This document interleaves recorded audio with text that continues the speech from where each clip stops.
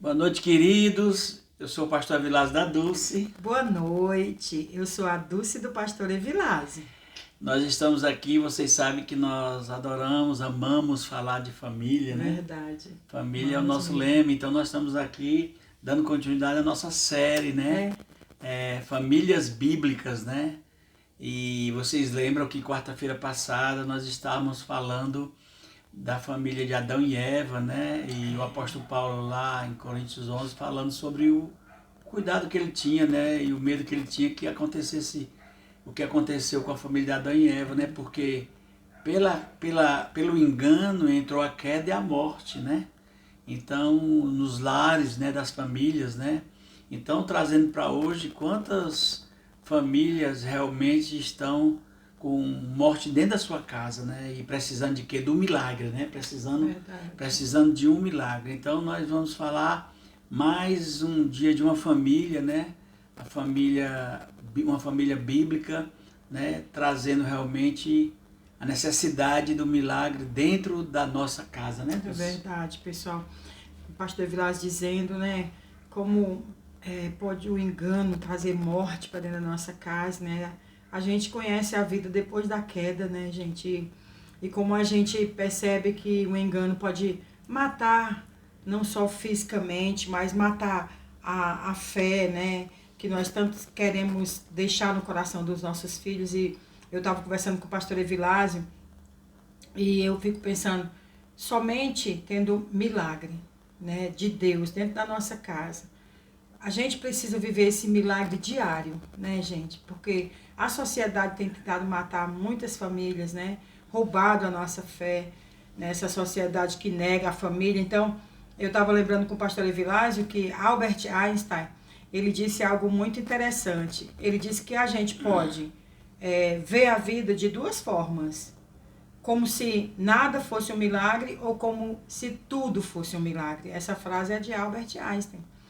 E eu achei tão interessante, realmente, nós que cremos em Deus, nós precisamos ver em tudo a mão de Deus e o milagre do Senhor todo dia dentro da nossa casa. Amém. Né? Interessante, queridos, que hoje nós vamos falar da família do centurião, né? Que está lá no Evangelho de Jesus Cristo, escrito por Mateus, capítulo 8, né? A partir do verso 5 até o verso 13. E é interessante. Eu quero ler especificamente o verso 13, porque o verso 13 de Mateus, capítulo 8, verso 13, diz assim: Então Jesus disse ao centurião: Vá, como você creu, assim acontecerá. Na mesma hora, o seu servo foi curado.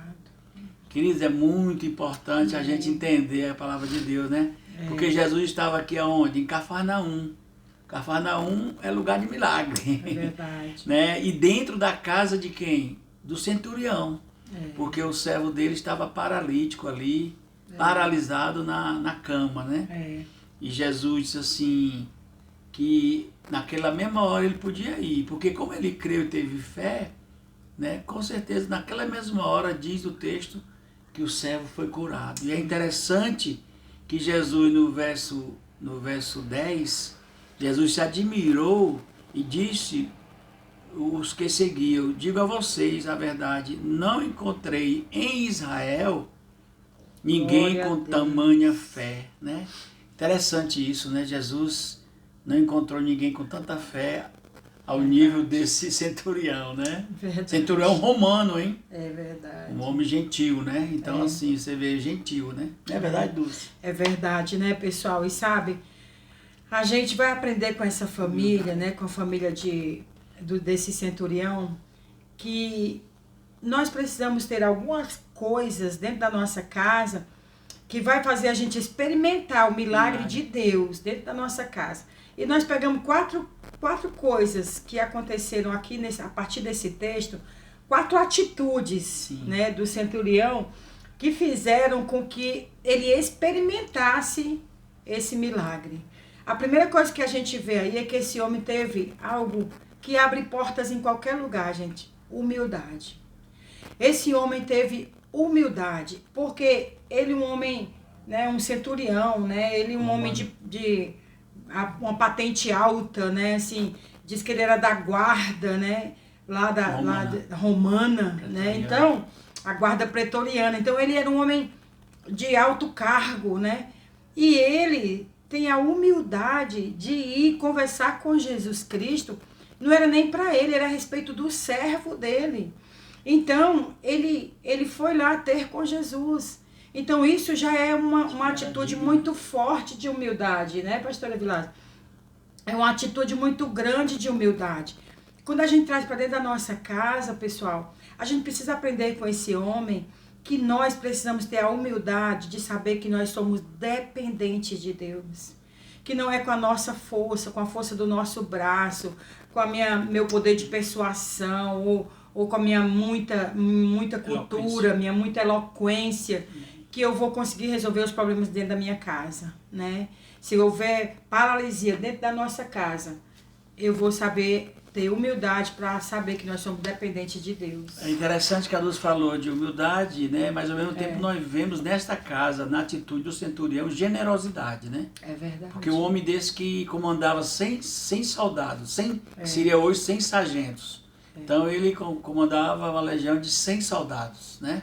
Então ele entendia disso. Então assim, ele não pensou nele, ele não pensou na autoridade que ele é, ao ponto de dizer para Jesus, eu não sou digno que você venha à minha casa, né? Então ele foi generoso em pensar, um coração generoso em pensar no servo dele, que estava paralítico, que estava atormentado ali em cima daquela cama, paralisado, né?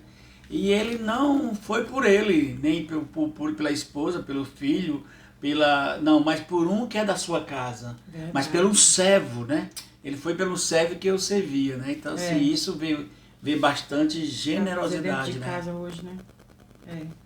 Então, a segunda atitude que o pastor Evilásio falou foi generosidade, né? A terceira atitude que a gente vê nesse homem é honra à autoridade. Ele reconheceu a autoridade de Jesus Cristo, pessoal. Porque quando Jesus disse que via na casa dele, ele disse, eu não sou digno de que entres na minha casa. O que está em questão aqui não é que ele não queria Jesus Cristo dentro da casa dele. É que Jesus Cristo se admirou dele honrar tanto a Jesus, né, de dizer assim, não, o Senhor é grande demais, eu sou pequeno, né? De novo, humildade, né? Ele sentiu, ele honrou aquele Deus tão grande. Trazendo para dentro da nossa casa, pessoal.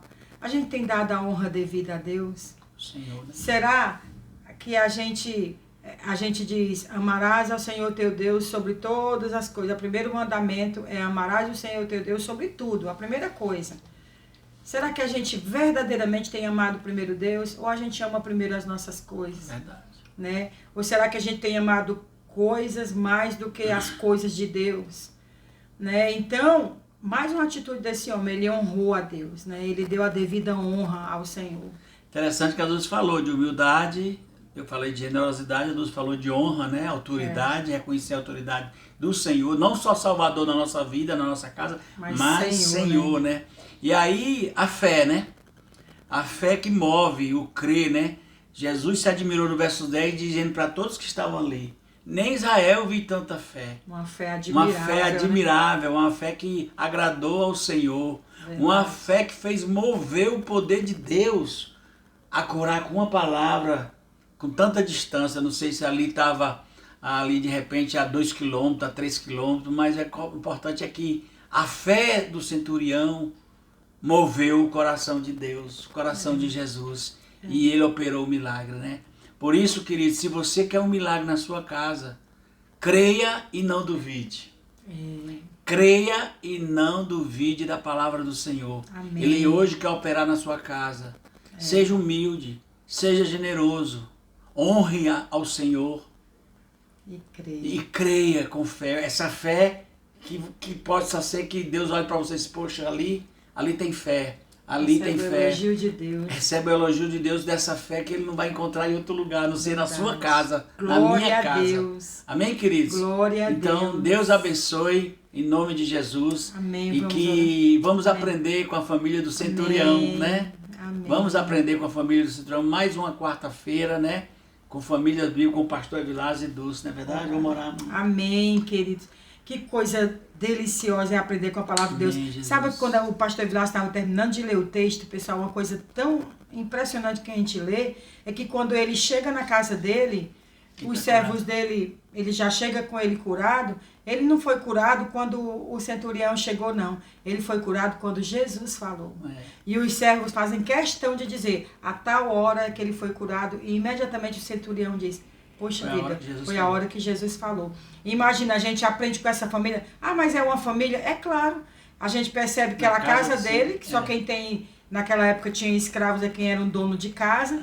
Imagina a lição que esse homem não deixa. A lição de humildade, de generosidade, de honra e de fé. Ele vai deixar esse legado para os filhos dele e para os seus descendentes. Né? Vamos orar pela nossa casa, pela casa de vocês, pela família de vocês. Pai, nós te louvamos, te agradecemos nesta noite, Pai. Sim, Deus. Abençoa cada casa, Pai, que o milagre possa acontecer, Deus. Que a fé de cada família, Pai, possa crescer de glória em glória na Tua presença. Em nome de Jesus. Nós, Pai, como pastores, Pai, abençoamos as famílias, Pai, que estarão vendo, Pai, essa mensagem, Pai, sobre a família do centurião, Pai, em nome de Jesus, Em nome de Jesus, Senhor, que cada família, Senhor, possa ter entendido, Senhor, Jesus. Que nós possamos ter essas 4 atitudes que esse centurião teve, que haja na nossa casa, Deus, humildade, Deus, que haja na nossa casa generosidade, Jesus. Senhor, que haja na nossa casa, ó Pai, honra ao Senhor, Deus, colocar o Senhor no lugar devido de honra na nossa casa.